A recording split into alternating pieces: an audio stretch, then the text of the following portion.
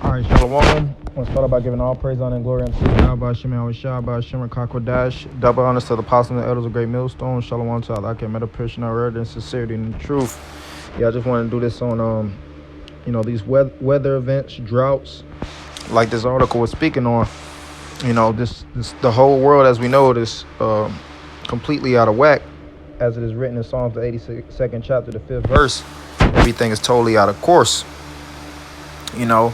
And that's part of the prophecy, Luke the 21st chapter, Matthew the 24th chapter, 2nd Ezra the 9th chapter, as well as many more of the series of events that will unfold leading up to the return of Yahweh Shah. All right, spoke about, earthquakes in diverse places and basically major phenomenons that most people can't basically identify. So I'm going to jump straight into it. It says freak weather events and droughts are devastating agricultural production all over the globe. It says, did you know that Brazil just had snow for the first time in 64 years?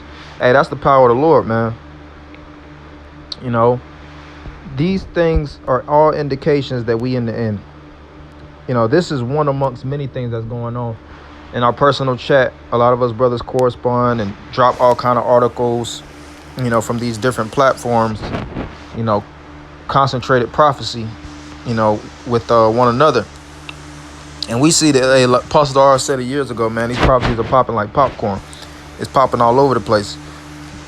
All right, but it says millions of Brazilians were absolutely thrilled to experience real snow for the very first time in their lives. But the freakishly low temperatures have hit agricultural production really hard at a very sensitive moment. Brazil is one of the largest exporters of corn in the entire world. And at this point, corn production is expected to be way below original projections. But for many Americans, the fate of the Arabica bean crop is of far more interest. Higher coffee prices would affect millions upon millions of Americans on a daily basis. And that is why so many people are freaking out about the fact that coffee prices are really starting to spike. Hey, that's part of Esau, losing his power, man. Production of goods. Because as we see, these main countries that export products to America, they're experiencing a dramatic decline in production. That's going to be a significant cut, to the imports of America, which is going to heighten the prices and is basically going to strangle out, the financial market of actually having buying power. Because the money that we have, the power lies in the basically the products that you could purchase. If you have no products, then you it's all about price and demand. If you have a extremely high demand and you have a low product, then the price goes up significantly.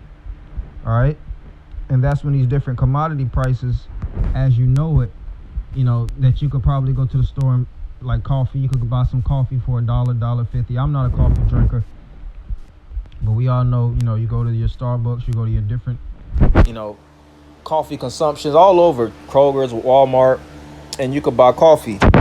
And one thing about coffee is how people get their shit off, man. A lot of people that don't do drugs, a lot of people that don't, have all these different forms of addiction to alleviate their stress. A lot of them run to coffee, especially a lot of people that, are in the trucking. They need their caffeine levels at a certain point so that they'll be able to constantly, get through the road. Now, what happens when, these individuals, don't have their caffeine as well as having their other commodities? All right, it's going to basically become a frenzy, and people are going to basically just go on a fucking tirade, man. We're getting to the point where, people that don't have what they need, their daily essentials, they're going to react a certain way. It's going to be a lot of massive riots, because we already seeing people already on edge about the federal government, with this jab. A lot of people are not trusting in the jab. A lot of people are not trusting in this economy. So when we see that this economy as we know it is not providing them this the substance needed for their daily endeavors, then we're going to see the people react in a harsh manner. A lot of people are feeling like they lost their lives getting jabbed anyways. So it's nothing for a lot of these people to put themselves up as crash dummies, man. All right. And that's why the scriptures speak about even a lot of women that are substance based, as it is written, she that liveth in pleasure is dead while she liveth. You know, they're going to lose their substance. All right. The scriptures speak about the teats. All right. A lot of these women are going to lose their substance. A lot of these men are going to lose their substance. The scriptures speak about even Isaiah, the third chapter. A lot of men are going to die, you know, in this coming war. You know, catastrophic times. And starting off with the apostles and elders on down, they've been speaking about these prophecies for decades, man. Isaiah, the 13th chapter, is in the 12th verse. I'll start at verse 11. And I will punish the world for their evil and the wicked for their iniquity, and I will cause the arrogancy of the proud to cease, and will lay low the haughtiness of the terrible. Verse 12, I will make a man more precious than fine gold, even a man than the golden wedge of Ophir. And that's talking about an Israelite man, a man that stays close to the prophecies of the Lord and believes on these prophecies, as is written, he that believeth on me, as the scriptures have said, out of his belly shall flow rivers of living water. See, we don't have nothing to worry about. You know, if we are those men, Lord willing, we are. We hold down the Lord's word while he's on, you know, while he's in the spirit world. You know, when he comes back and makes his second return, he's going to hold the ones down that held this word down. All right. As it is written, who shall stand up for me against the actions of iniquity? It's only a select few that's actually looking to stand up against the adversary. All right. And like I said, the Lord is about returning, you know, just basically, you know, returning that which was given unto him. You know, like I said, us doing our job, just staying down. We shouldn't be fearful when a famine hits, when a lack of substance, and a lot of these different lands, you know, whether it's in America, South America, the Asiatic regions, especially like in America, these production-based states, all right, that's known to be the agricultural backbone of America. But when they start producing, that's when we're gonna see the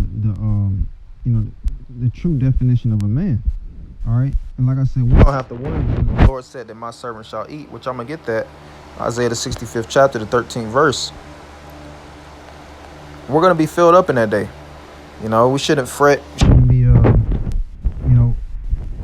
getting the panic attack. You know, anxiety going out of whack. The Lord said that He's gonna take care of us, man. As it is written, the Lord already said these prophecies are gonna come to pass, famines and things of that nature. So if the Lord said He's gonna take care of us, we gotta believe the whole word. All right. It's you people talking about 2/3. These Pan-Africans, these guys has been shooting up the Bible. These guys has been scoffing at the prophecies, been totally defecating on the words of the Lord, making the Lord seem as if He's a liar, or making these words seem as if it's a fantasy.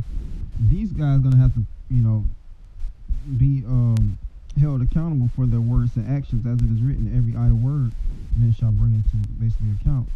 Isaiah the 65th chapter, the 13th verse.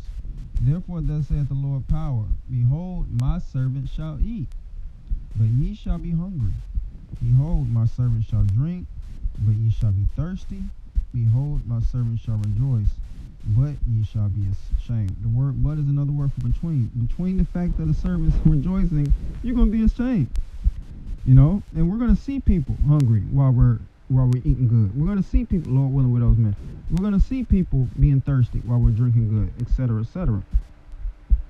Verse 14, behold, my servant shall sing for joy of heart. Right. In the midst of chaos, in the midst of the harshness of times, you're going to hear a large outcry of said men, you know, the elect, actually singing and rejoicing in that day. A day when it's the most dark time. When people are going to be wailing in excruciating, agonizing pain, mourning, you know, when the depression levels are going to quadruple. it's going to be certain men that's going to be singing, giving all praises to Yahweh Shem Yahushua in the midst of that. All right, if it says, but ye shall cry for sorrow or heart, and a lot of these people are going to regret what they said. All right, this is going to be the biggest I told you so. So it says, and shall howl for vexation of spirit. Right. So this is the time that we living in. You know, I wanted to go into prophecy. That's what it's all about. The Lord said that he rests within the spirit of prophecy. The Lord's word is the prophecy of this book. So, you know, didn't want to make it too long. You know, hopefully brothers are edified. Just wanted to go into that. You know, things are popping off. We just got to stay down in the spirit and power of the Lord. So I'm going to end by giving all praise, honor, and glory unto Yahweh, Shema, Shah, Shema, Kakundash. Double honors to the apostle of the great millstone. Shalom,